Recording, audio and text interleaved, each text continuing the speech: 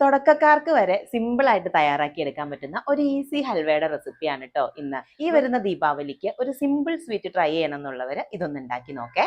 അപ്പോൾ അതിനായിട്ട് ആദ്യം തന്നെ ഒരു കപ്പ് കോൺഫ്ലവറിലേക്ക് 1.5 കപ്പ് വെള്ളം ഒഴിച്ചു കൊടുത്ത് കട്ടയില്ലാതെ കലക്കി മാറ്റി വയ്ക്കാം.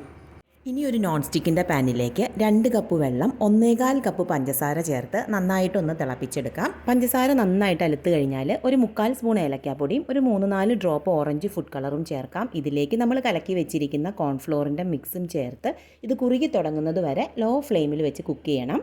കോൺഫ്ലോർ ചേർത്ത് കഴിഞ്ഞാൽ കൈവിടാതെ ഇളക്കിക്കൊണ്ടിരിക്കണേ, പെട്ടെന്ന് അങ്ങ് കട്ടിയാവും.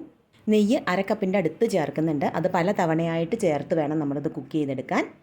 2-3 തവണയായിട്ട് നെയ്യ് ചേർത്ത് ഇതുപോലെ ഇളക്കി യോജിപ്പിച്ചുകൊണ്ടേ ഇരിക്കുക. നല്ല ട്രാൻസ്പെറൻ്റ് ആയിട്ട് ഇതുപോലെ കിട്ടും. ഇനി ഇതിലേക്ക് കുറച്ച് കശുവണ്ടിയൂടെ ചേർത്ത് കൊടുക്കാം കേട്ടോ. എന്നിട്ട് നന്നായിട്ടൊന്ന് മിക്സ് ചെയ്ത് കൊടുക്കാം. ഇനി ഒരു ട്രേയിൽ കുറച്ച് നെയ്യ് പുരട്ടിയ ശേഷം നമ്മൾ റെഡിയാക്കി വെച്ചിരിക്കുന്ന ഹൽവ ഇതിലേക്ക് സെറ്റ് ചെയ്യുന്നുണ്ട് കേട്ടോ.